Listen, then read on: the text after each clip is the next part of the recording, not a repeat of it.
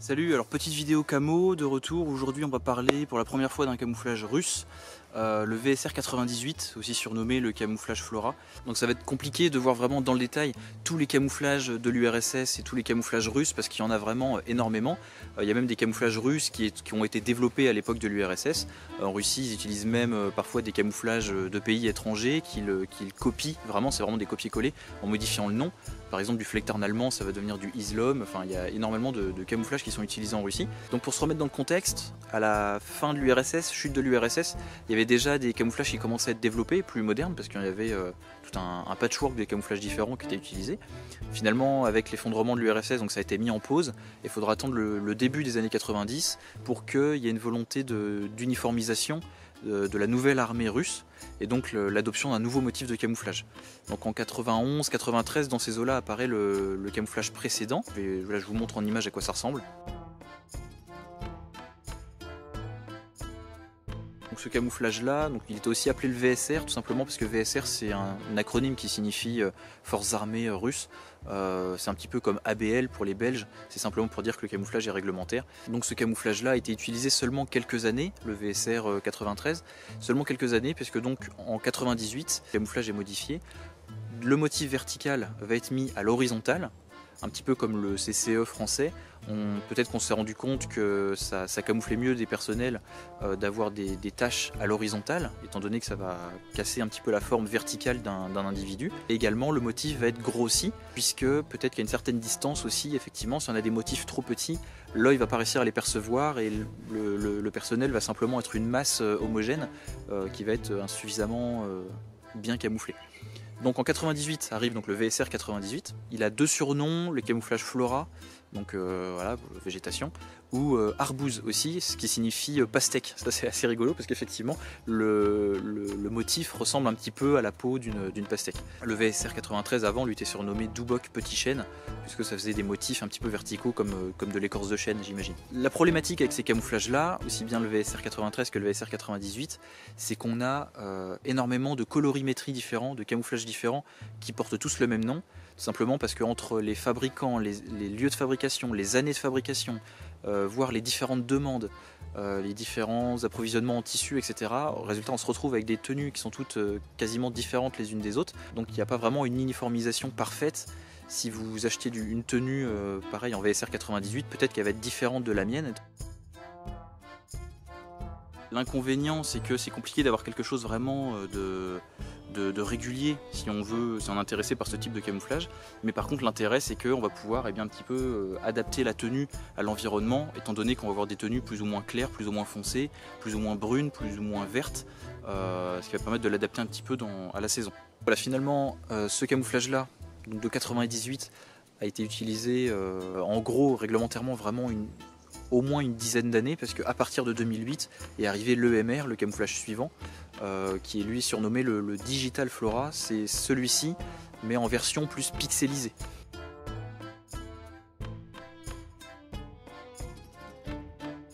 Le pixel, ça apporte peut-être un petit peu plus de micro-patterns, peut-être ça va permettre d'un petit peu plus se fondre dans l'environnement, mais c'est aussi pour une question de style et pour faire moderne. Pour vous dire, cette tenue-là n'est pas vraiment que Forces armées, parce que celle-ci en l'occurrence, moi vient du ministère de l'Intérieur. Il y a un patch Spetsnaz en gros dans le dos, comme la police nationale chez nous en France, puis des patchs un petit peu partout, MVD, voilà, MVD, Spetsnaz encore qui était sur l'autre épaule, donc des patchs vraiment un petit peu partout. Ça faisait que la tenue était assez voyante. Retirer les patchs pour être un peu plus discret dans l'environnement et retrouver une tenue uniforme. Le défaut que je trouve, moi, ce type de camouflage là, que ce soit les camouflages russes comme ça ou comme je vous avais déjà présenté il y a quelques temps, le M75 norvégien, le souci c'est que comme vous pouvez le constater, on a finalement peu de contraste entre les différentes couleurs, ce qui fait qu'à une certaine distance, finalement on va pas réussir à percevoir les différentes couleurs et ça risque de former un bloc uniforme monoteinte. Donc contrairement à d'autres camouflages comme le Atax, notre CCE français,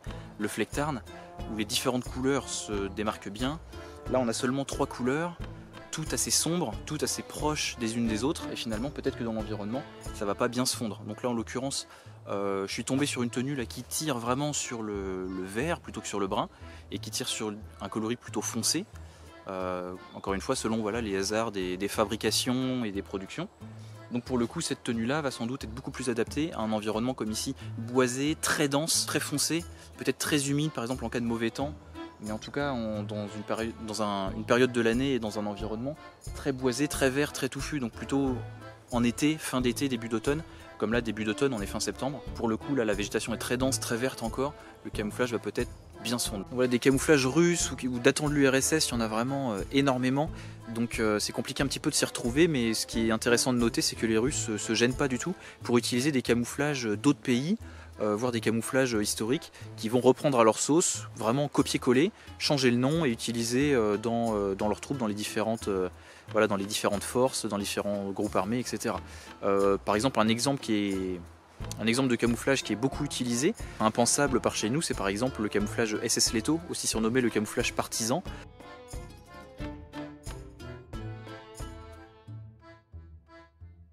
Savoir que par exemple c'était un camouflage qui a été développé par la SS chez les Allemands pendant la Seconde Guerre mondiale. Donc ça, voilà, eux ça les dérange pas du tout, mais c'est sûr que ça passerait pas dans d'autres armées, dans d'autres pays. Voilà, bon allez on va aller tester tout ça, c'est parti.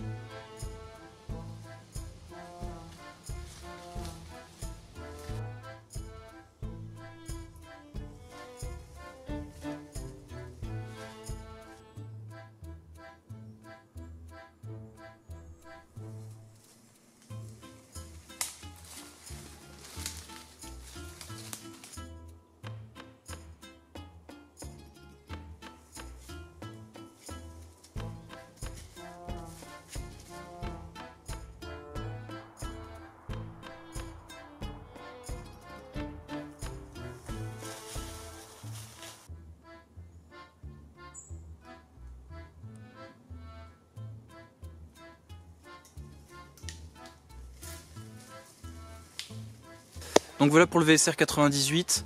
Bon bah vous avez vu les essais, hein, comme on s'y attendait. Effectivement, aussi bien des fois il va très bien fonctionner quand on est vraiment en plein dans la végétation, dans des coins un peu sombres, que à d'autres moments où, vu le manque de contraste et le côté très vert avec finalement peu de nuances, ça va nous faire ressortir tout de suite et on va être très visible, quoi, comme vraiment une masse uniforme. Donc c'est un petit peu le défaut, hein, comme je vous disais, voilà, des camouflages avec finalement peu de contraste entre les différentes couleurs.